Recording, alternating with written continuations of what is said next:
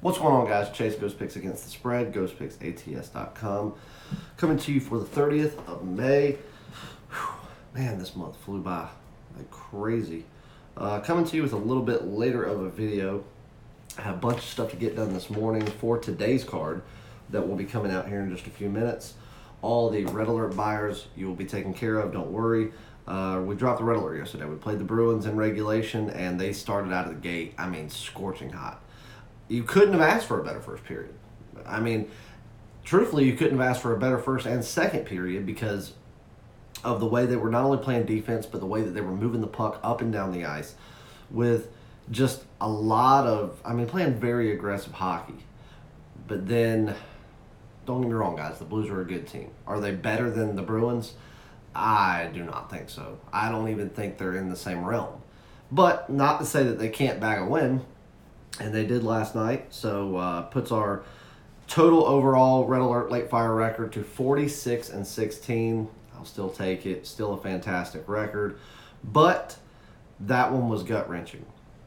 It was to sit there and watch that game, and everything was just going perfect yesterday. I gave out the Cubs as a free lean yesterday, and my reasons why on Twitter. So hopefully you guys tuned in to Twitter at Picks Chase if you're not following me. And I was flipping back and forth, and the Cubs game was such a good game. And then the hockey game was just a good game, too. And then towards the end, I just kind of knew, I'm like, man, the Blues are controlling, shots on goal. The Blues are controlling the time of possession. I said, this does not look good for them to score here in regulation. And they didn't. So I apologize for that loss. But we'll get it right back. Like I said, the people that bought that red alert, 3 free days. And we will hammer it out today, tomorrow, and Saturday. We'll get everything back. You'll be back to normal and in the positives in no time. For the people that are already on my MLB season that purchased the red alert, you will receive my next one for free.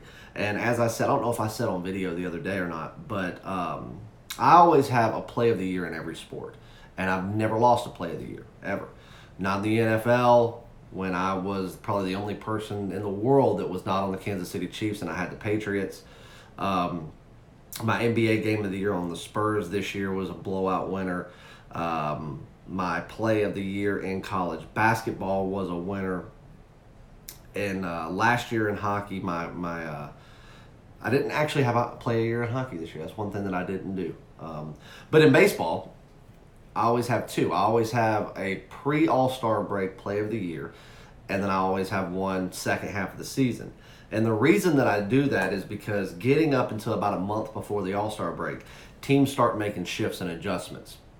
You start seeing a few people come up from farm system that they've really been eyeballing for the season, and they just start knowing that they have to start making adjustments. Even teams that are leading divisions and doing really well, like the Yankees, for instance.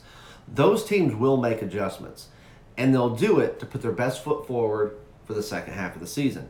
Now, making adjustments is usually a very good thing for teams, but sometimes certain teams, like we use the Yankees, for instance, that they're just doing very well overall for the season, or we can even go as far as a team like the Twins.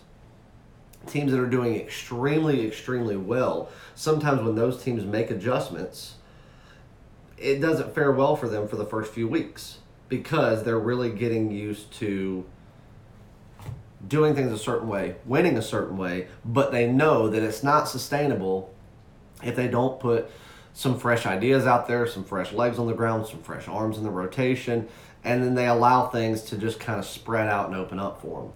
Well, we always are able to zone in on a matchup where the odds makers are going off of 3 weeks prior instead of what's going on right now because they don't have anything to go off of with these new people in the lineup or these adjustments that they've made. So they're just assuming that things will stay the same. Being that I studied this game like I do, we can always find one and capitalize on it for a completely lopsided victory where the odds makers just were not even in the same room. So, that will be the next red alert. I've already got a few matchups zoned in. Now, this is all going to depend on team adjustments and what they do and if they do it as to whether or not we pull the trigger on this game. And we will know next week. So stay tuned for that. If we do have it, that'll be a Red Alert Play of the Year. Might even discount it for you guys because we did lose this one, but those people will get that Red Alert for free that are on my season. People that are not on my season that bought the Red Alert, I'm giving you 3 days for free starting today. So that'll take care of that. All right. Free play yesterday, Phillies. I told you to take the money line, but I also told you the official free play was the run line at plus money. The Phillies absolutely blew them out. That one was an easy call. You're going to go up against a team riddled with talent like the Phillies and put in a fresh arm, somebody that's never done it before. I agree with the Cardinals doing it. They've got to get it out of the way sometime. Last night was not the time to do it. So they got rocked. And but now let's talk about the Atlanta Braves. Holy shit. Did the Braves get absolutely assaulted? I mean, that was the most embarrassing thing I think I've ever seen. I didn't even get to watch the game in real time. And I only went back and watched the first 4 innings. That right there had to have been the most disgusting thing I've ever seen. To let a team as bad as the Nationals tee off on you as if they were literally hitting off of a tee. Braves, you ought to be ashamed to let a team that's a dumpster fire like the Nationals. I mean, God almighty. Unfreaking real. Well, that right there may have been the worst loss of the day. Obviously, the Red Alert hurt, but I honestly could not even believe what I was witnessing with the Atlanta Braves. Now, in saying that, there were a lot of games yesterday that went to be expected. The Yankees won yesterday in dominating fashion. We didn't have a play in that one. Didn't see a lot of value in that line.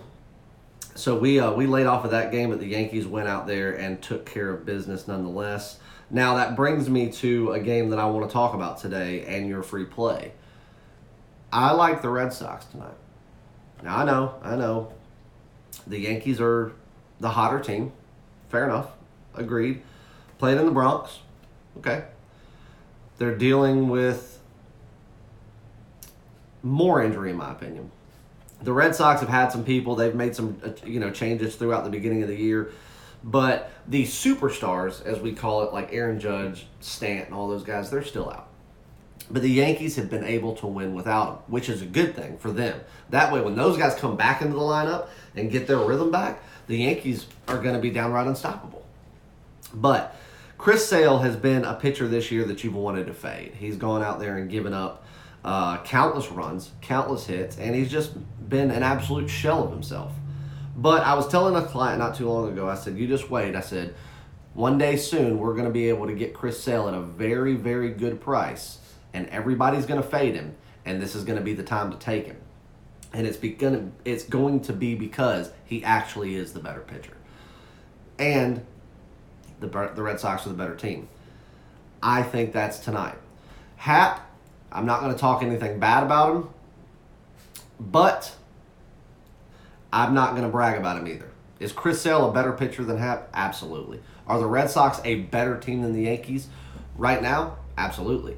We'll see what happens when their superstars come back. But, guys, most teams would kill to be the Boston Red Sox and have that talent. Young manager with a lot of baseball knowledge. They're a good team, guys. Yeah, they haven't found that rhythm yet, but you mark my words, they will. And I think that them actually being the better overall team, Chris Sale's got to come out of it sometime. I don't think he's going to be like a Max Scherzer and, just doesn't find it for a year. I think that Chris Sale at the end of the year, everybody will forget about what he did at the beginning of the season, and they'll just be talking about how great of a pitcher he is. I'm going to take the reasonable number at minus 145 with the Red Sox. People are going to think I'm crazy. Yeah, even I think I'm a little crazy on this one. But, guys, look at talent. Look at overall baseball knowledge within the managers. The Red Sox are the better team, and Chris Sale is the better pitcher. Whether he's played like it or not is up to question, but Hap hasn't been that impressive either. I'm going to take the better pitcher. I'm going to take the better team. I'm going to take him on the road because I'm going to be honest with you. It doesn't matter if you're playing in Fenway, in the Bronx. This is the biggest rivalry in all of sports, and these teams absolutely fucking hate each other. It don't matter where you're playing. They don't want to just win. They want to absolutely murder you in front of your family. I'm going to take the more talented team. I'm going to take the more dangerous pitcher. I'm going to take the more potent lineup. And I'm going to take them on the road. Taking the Red Sox, minus 145. That's your free play. Let's go out there and hammer it. Let's put all the negativity behind us, all the haters. Hey, I can see you too, guys. Talk all the shit you want. We spent all last year preaching positivity on this channel. No negativity. But you know what? I've let a few things get to me. I really have. I've let a few people get to me, which I shouldn't, because I'm not that type of person. You know what? Sometimes you just get tired of hearing people chirp, especially when they don't know anything. You know? Especially when, you know, you go out there and you'll win and show records that people in this industry would kill to have. But then you lose some and you go cold for a minute. There they are. You're only as good as your last winning day in this industry. And that is probably the most true statement that you'll ever hear. You could go out there and I can win 9 red alerts in a row, which I did. And then I went and dropped 2. And then I came back and I won 1. And then I lost 1. And then I won 2 late fire plays. Then I won the guaranteed red alert play. 3 in a row. And now I dropped 1. So, you know, when I was winning those 3 in a row, those people, the people that have bought them since the beginning and have bought every single one, they're not chirping. Those are serious investors. But for the other people, the ones that have bought it, I was the greatest thing in the world. I was their savior. They wanted to kiss me on the fucking mouth. But then you lose 1, and I've got people saying that my record is as good as cancer, that I suck, that I shouldn't be allowed to give out plays. And don't buy. Simple as that. We're going to be all positive here for all the positive people, the real investors, the real clients. Love you guys more than I can tell you. For all the haters, do what you do, man. Do what you do. Red Sox money line minus 145. Let's go fucking kill it today, guys.